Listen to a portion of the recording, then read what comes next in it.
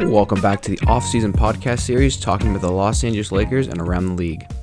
This podcast is totally opinion-based and based on my personal takes on what Rob Pelinka and the Los Angeles Lakers should do so they can capture the 18th championship in franchise history.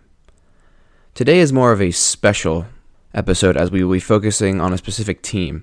I have brought on one of my good friends in 6th grade who is also my first guest to talk about his favorite team, the Golden State Warriors.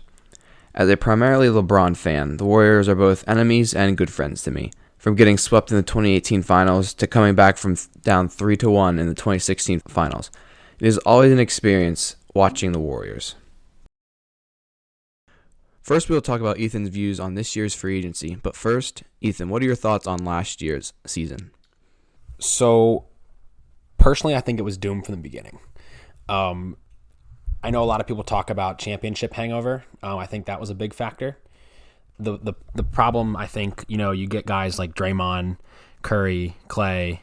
That's their fourth ring. That was Wiggins' first ring. But they really weren't supposed to win that year. And they got the hangover from celebrating too much. I think they just kind of thought they could just show up again next year and just kind of exist and they would be favorites. I know a lot of people had them as favorites to repeat, but I know from what the reports were that there was a lot of division between the older guys and younger guys in the Warriors on their roster. I think a lot of that came from, I know Jordan Poole was quote unquote the leader of the younger guys, and we know Draymond is the leader of the team. But when he punched him in the face. Oh, that was a very, very, very interesting video I watched from TMZ on that day. Yeah. When he punched him in the face, I think that was where, Draymond himself even said that. I think, when he punched him in the face, he wasn't able to be the same leader that he usually is. Usually, Draymond's style is to be sort of in your face aggressive, tell you this is what needs to happen, and if it doesn't happen, we're going to have problems. And he said when he punched Jordan Poole in the face, he had to take a step back, take a more vocal role or less vocal role in that. And I think that was a lot of the part of the problem. I saw somebody the other day say a lot of these teams, they were talking about the Damian Lillard situation, trying to stay young but play for a ring now. They call it threading the needle. And I think that's what the Warriors tried to do. They tried to thread the needle and build that younger lineup with Wiseman, Moody, Kuminga, Jordan Poole, but then keep those older guys happy. And what happened, a lot of it was that they played the younger guys through most of the regular season. Because Kuminga got a lot of minutes in the regular season, but not nothing in playoffs, right? And I know a lot of the other reason I was going to say this that it was doomed from the beginning was Steph was injured twice. Clay, he played his first full season. Did he have limited minutes? Yes, he did. He had limited minutes to start the beginning of the season, but January was one of his best months ever. This previous January, I saw that he had for the season his highest point average was in January. In January he had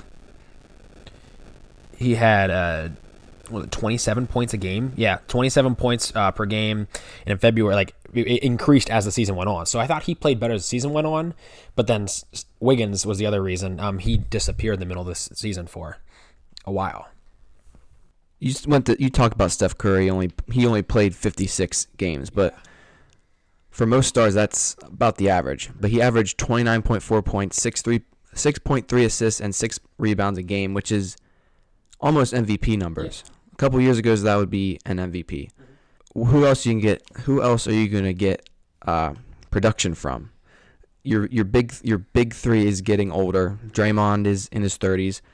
Clay's in his 30s. Steph's in his 30s.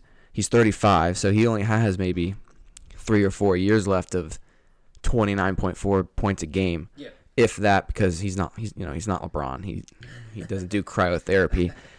But so, what about that trade with Wiseman? What do you think about that? Yeah, so that one I was a little. That came back to bite us. You saw in the Lakers series, they didn't have anybody that could guard AD, and I think we moved on him too quickly. They wanted, because again, what happened was think that there was a point where they didn't know if they were going to make playoffs, right? They moved to get Gary Payton to bring somebody back who won a championship with them last year. I mean, I think that was a solid move. I just think maybe we could have. Did it really have to give up? We really have to give up Wiseman for it. I think that was a big problem, and Gary didn't even play that much in playoffs. So that was to me that was an issue. I wasn't sold on Wiseman. I didn't really think he was gonna be a generational center, but he could be productive. But productivity, Clay needs to be better. That Clay needs to be better. I know he had 27 in January, but April was 24, March 20, February 25. But then I know October, November, December, he was limited. He was at below 20, 19.3 and 12 points per game in October, right? That needs to be better. The Wiseman trade killed you guys in the paint because Kevon Looney, he's good, but he can't guard. He's situational. Yeah, he wasn't playing again in the Lakers series. Yeah, no, exactly. Starting Gary Payton. They wanted to go small to try to stretch AD out of the paint, right? That was the idea, but it only works if you hit your shots. And when Clay is shooting an abysmal percent in, I think the one game he made 3 shots. He had 3 field goals in the Lakers game. It was like the game 6, I think. 3 field goals. Right? Game 6 Clay for you. When he's shooting like that, because that way they live and die by the 3, and when they shoot that poorly, they're going to lose when they play that. I mean, I know later you want to talk about wants and needs, but that's one of my wants. I need a big. But I mean, season wise, they was doomed from the beginning. I do think they'll bounce back because I don't think they were focused this year. I think bringing Draymond back, they focused up a little bit more. Getting rid of, I was never a fan of Jordan Poole. He's personally my favorite player. On the Warriors, he's your favorite player? Yes, because he was absolutely horrible in the Lakers series. That's why I love him so much. Oh, no. He. I don't want to say the first year was a fluke. The year he blew up was a fluke. I don't want to say that because I think he's a good player. I just don't think what they were trying to groom him to be was Steph Curry 2.0, take over the Warriors when Steph's done. And I don't think you can do that because Jordan Poole wants minutes and he wants to be the star now. And when you're on a team with Steph, Clay, Draymond, Wiggins, Steph, Clay, you're the third option. And he doesn't want to be the third option. So the other thing was he was not happy. I mean, I don't know if you saw the video during the Lakers series. He was yelling back and forth with the coach on the sideline. That can't happen. I think there's a lot of toxicity in the locker room that was going on, and I think that they needed to wipe the slate clean and start over. But yeah, I think they'll bounce back, but season was doomed from the beginning.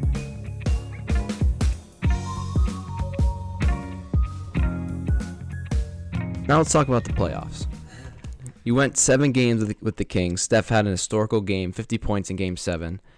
LeBron stats. What about that second round? Okay, first round.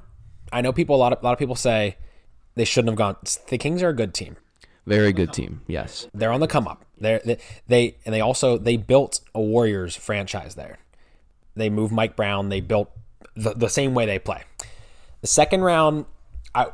Today I was watching tennis Djokovic play, and some guy was going against some no name, and I said, when you play against greatness, you have to be 110% perfect.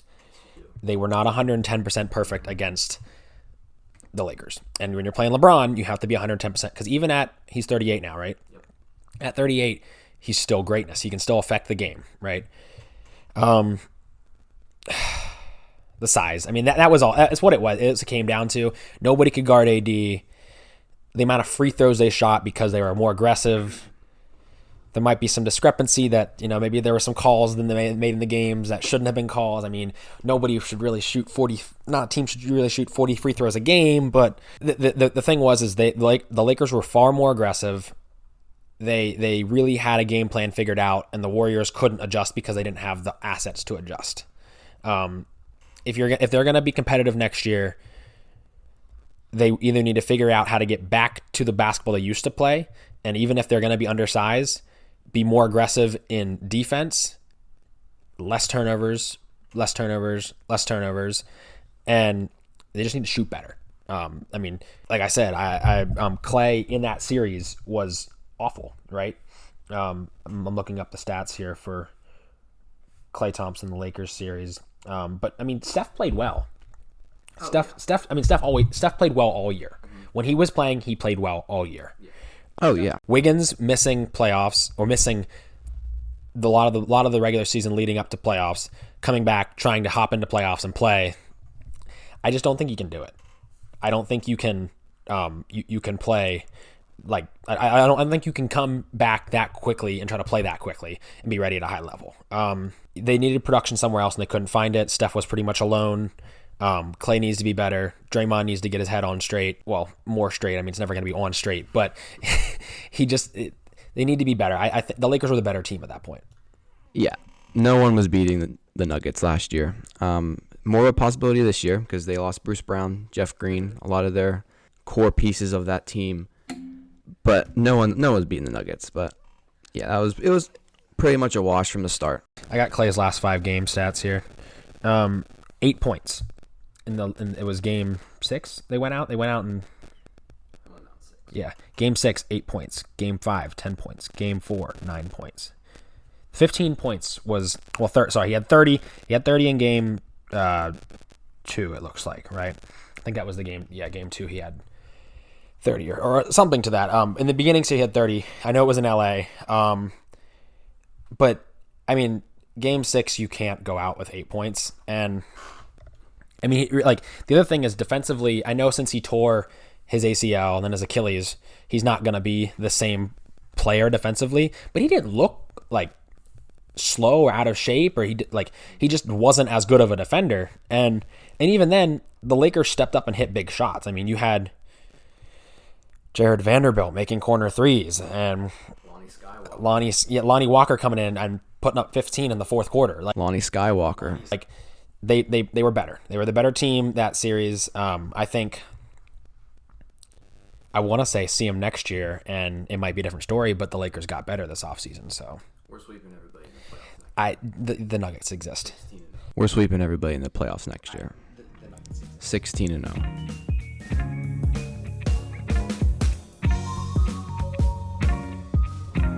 But we talked about the free agency. Not free agency. We talked about postseason. So now the first blockbuster trade that happened was Chris Paul to the Golden State Warriors. My initial thoughts on this were, how is this going to work? You have 2 generational point guards on one team. But then I started thinking, Steph is more lethal off the ball than he is with the ball.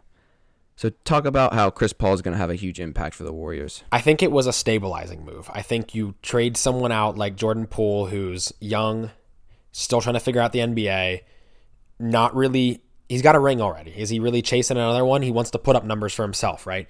But you bring a guy in who doesn't have a ring, who's wanted a ring his entire career, who's put up numbers already. Chris Paul is, if Steph Curry didn't exist, he might be the best point guard of this generation, right? But Chris Paul is, he was 4th in the league in assists last year. I think that's what it was, 4th in the league. And If not higher. yeah, fourth in the league in assists. He averaged 13.9 points. Again, if Clay comes back and puts up 20, an extra 14 is not going to hurt, right?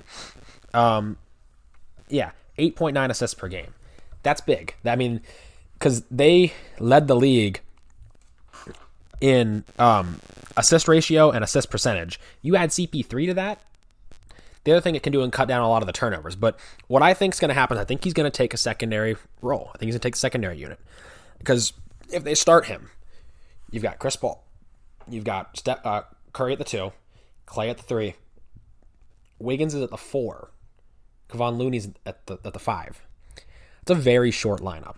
Where's your new $100 million man, Draymond Green? Oh, so that it'll move Looney to the bench, Draymond to the 5. That's what they would do. And that's Draymond's what, 6'9", 6'8"? He's 6'6". He can't Playing the center position. He can't play the 5. They would already be. So he's gonna. I believe he'll play the second lineup. Because the other thing, I don't know if you saw it, Draymond, he loves his podcasts. He was on one with Paul George the other day and said that look at DeAndre Ayton before Chris Paul showed up. Now, Draymond said he was a bust. I don't think 18 points, 11 rebounds is a bust. But he wasn't DeAndre Ayton all-star. All-star level DeAndre Ayton, right? Chris Paul shows up and DeAndre Ayton looks a lot better, right? So I think if Chris Paul, mostly it's bringing him in for the second lineup because Jonathan Kuminga, Moses Moody, Chris Paul, guys like, he can help those guys, right? And I think now it's going to get tough because you're going to get probably Chris Paul at the 1, Gary Payton Moses Moody at the 2, Gary Payton at the 3, who's already undersized, and then you get Kuminga and whatever backup center they have at this point, which, again, touch on. You do not have a center on your roster right now. No. We have, currently as the roster is built, it's currently, this is according to lineups.com, Steph Curry, Chris Paul, GP2, Corey Josephs, he'll play the secondary lineup. What they'll probably do is go small again. I know that's what they'll want to do. They'll put Corey Josephs at the 2, Moody at the 3 or the 4, and and Gary Payton at the 3. Yeah, Lester Quinones. This Davis guy isn't actually on the team. Klay Thompson, Moses Moody. The other thing is Trace Jackson Davis will probably be the backup center. If he even sees NBA time, because he's 6'10". He was 6'9". Good player out of Indiana, but I see him playing in the G League. He's the guy I'm most excited for. Oh, yeah. He's 23 years old. I think give him 1 or 2 years in the G League. I think he was one of the last picks. I was surprised he went that low. Yeah. But he'll be a good piece for the Warriors. Yeah, he had in college his 2020, 2022, 2023 season was 20.9 and 10.8. So, 21 points and 11 rebounds, right? That's what you're looking at. And 4 assists.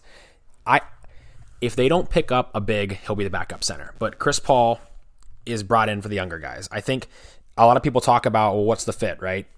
The Warriors play fast. They're 3rd in the league in how quickly they play, right? Behind the Kings. The Suns, so the Warriors are pace of play were 3rd at 101.9, right? The Suns were at 8th at 98.4. It's not a big yes, that's a difference, but it's not drastic. Like, they weren't bottom of the league. So I know what people keep talking about, oh, Chris Paul's not going to want to play fast. It might be better to slow the second lineup down, but the other thing is that people have said Chris Paul, he leads the league in pick and roll play, right? But that could be good for Kuminga, right? We've seen Kuminga is really athletic. He doesn't really know what to do with the ball yet. He's 20. He's 20, probably 21 soon. Yeah. He doesn't really know what to do with the ball yet. He doesn't have an NBA skill set yet other than athleticism. But if he can play pick and roll with Chris Paul, things change a little bit. I don't know. I think it's a good fit. We'll see what happens. If it doesn't pan out, he'll probably be moved before the trade deadline.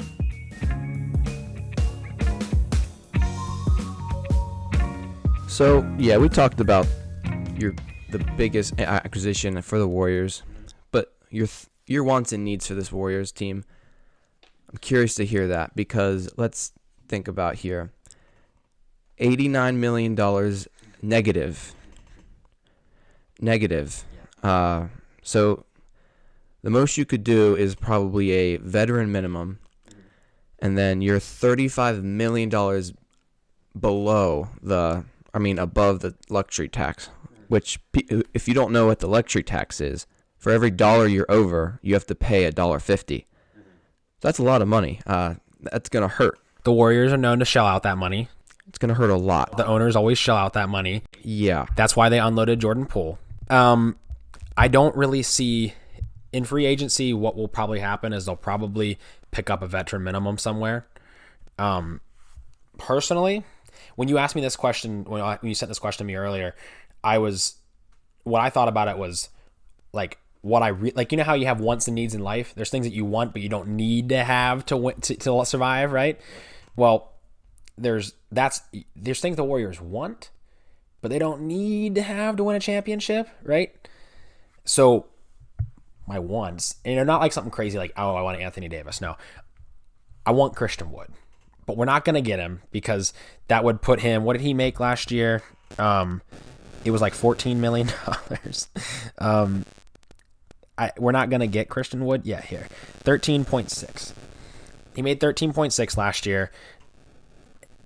I really would like to get him because, you know, he's a starter. He would start. Looney would go to the bench. Looney would be the backup. But because that's okay, because Looney's a situational center. He was great against the Kings because who was their center? Sabonis? Sabonis, I think Alex Len. Yeah, but Len played sparingly. Sabonis isn't going to affect you the same way Anthony Davis is going to affect you. Anthony Davis will post you up. Sabonis will post you up, but he's more dangerous as a passer than as a scorer. I would love to get Christian Wood. They're probably not going to get him. So now I'm looking, like right now, available free agents at the center position, Christian Wood, Bismack Biyombo. I won't take Taj Gibson. He's 38. Maybe Blake. Maybe.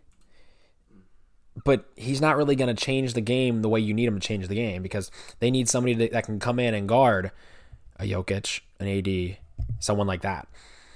Then after that, it goes to Udoka Azubuike, right? Which was a good player at Kansas, right? Who? He played at Kansas. He won. I don't think he won a national championship there, but he played at Kansas. Frank Kaminsky, Willie Hernan Gomez. I mean, Paul Reed's available. If they're going to make a move for somebody at the center position, they're going to have to trade. But you also lost Dante DiVincenzo to the Knicks, one of your main role players, who also torched the Lakers in one of the games. So how do you think you're going to replace him? Braden Podziemski, their draft pick. If you watched him play yet. No, out of Santa Clara. In the Summer League. Last game for the Summer League against the Hornets. He had, I think it was 17 points. Yeah, 17 points. And 17 points, 4 rebounds, and 1 assist. The game before that, he had 8, right? He, in college, now he did play Santa Clara, okay? It was D2. But he put up 20 a game, and I saw when he got drafted, it was like 45% from 3. I mean, if he can play Dante DiVincenzo minutes right now, but at a less cost. I think that's like how they're going to replace him. Corey Joseph's though. Signing Corey Joseph, that can replace DiVincenzo. That was when they went out to get him, they replaced him. That's what I think that was because DiVincenzo was going to get money. The Knicks, that was a good move for the Knicks. They're rebuilding Villanova's lineup over there. But I think that what I would like to see is I would like to see them move a trade for a center.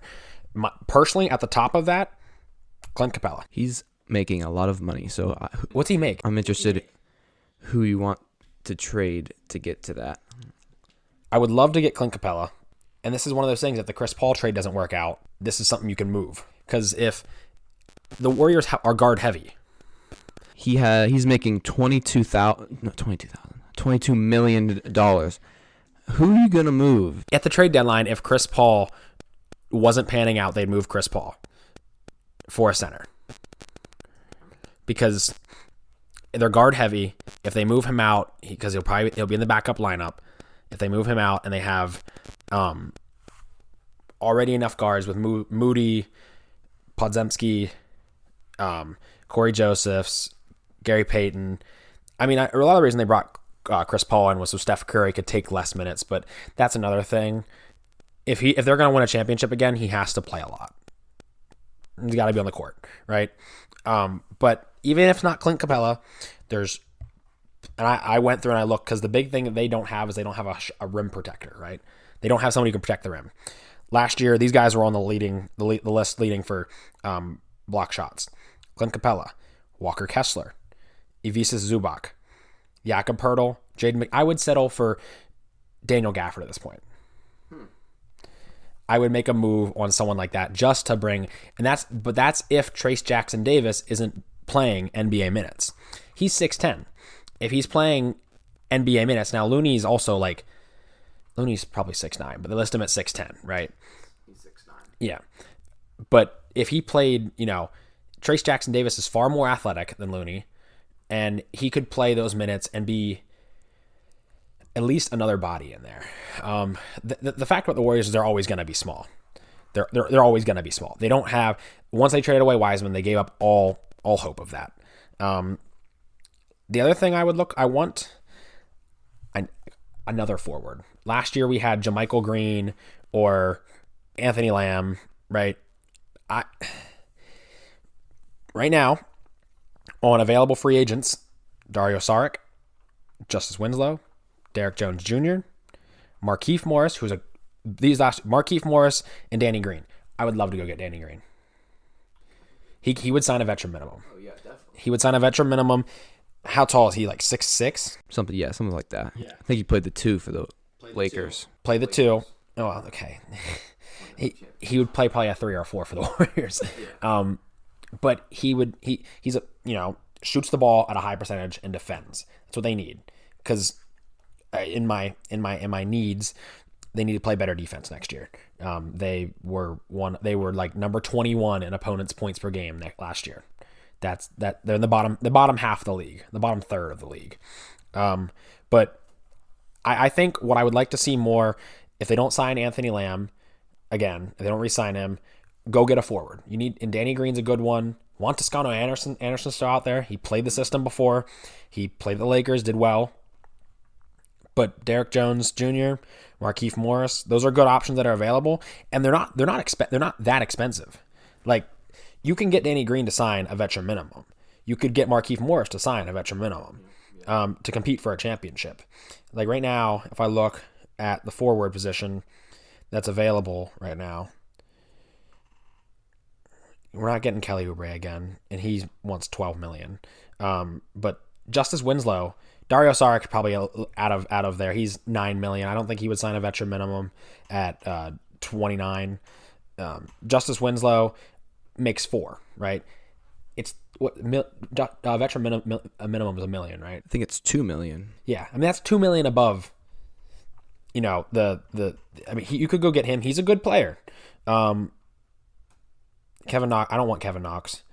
Why is Udonis Haslem still listed? Yeah, these are guys. I mean, Bol is available. He's gonna be on the Lakers, so untouchable. I don't really think I want Bol. Yeah, I mean, at this point, it's what I want is Danny Green. I think I want Danny Green. See how Trace Jackson Davis pans out. If he pans out well, cool. He's our backup center. If he doesn't pan out well, and Chris Paul pans out poorly, move Chris Paul at the end of the before the trade deadline. Go get a center. But you asked about my needs.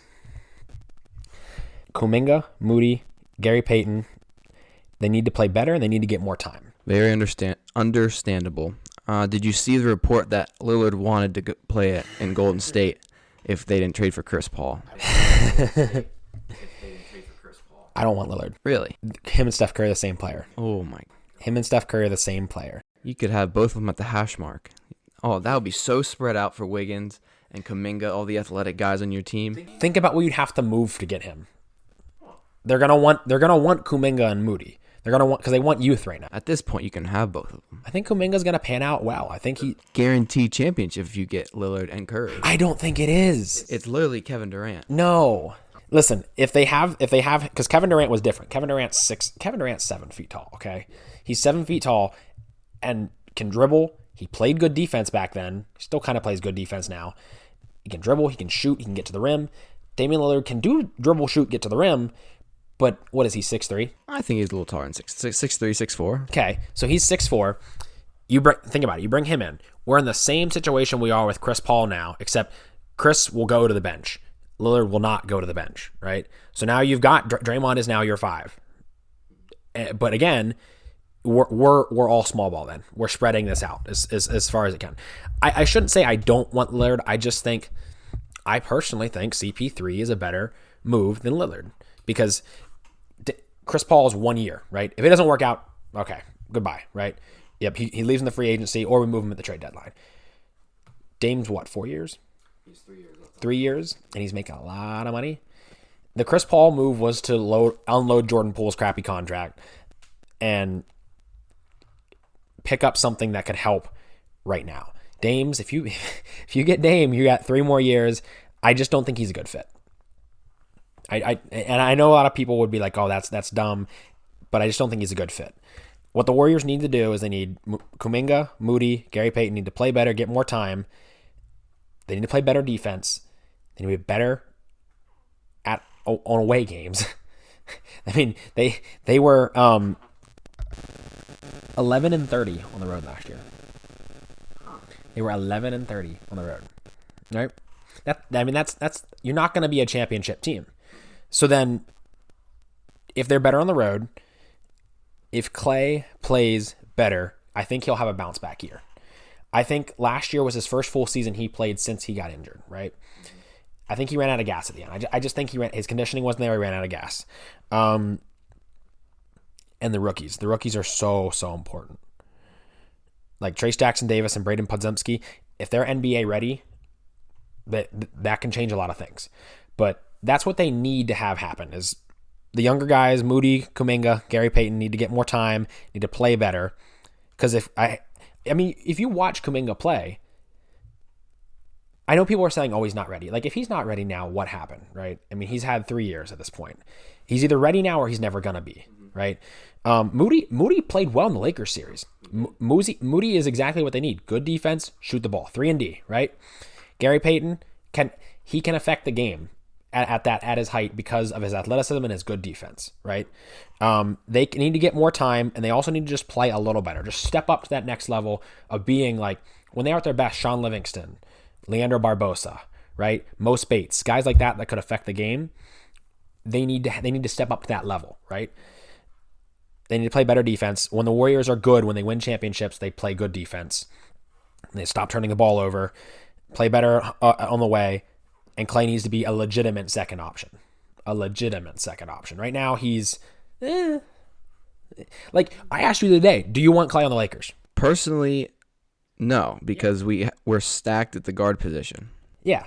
But if I asked you 3-4 years ago, I would have loved him. Exactly. He was a legitimate second option. He's no longer a legitimate second option, but I think he'll bounce back.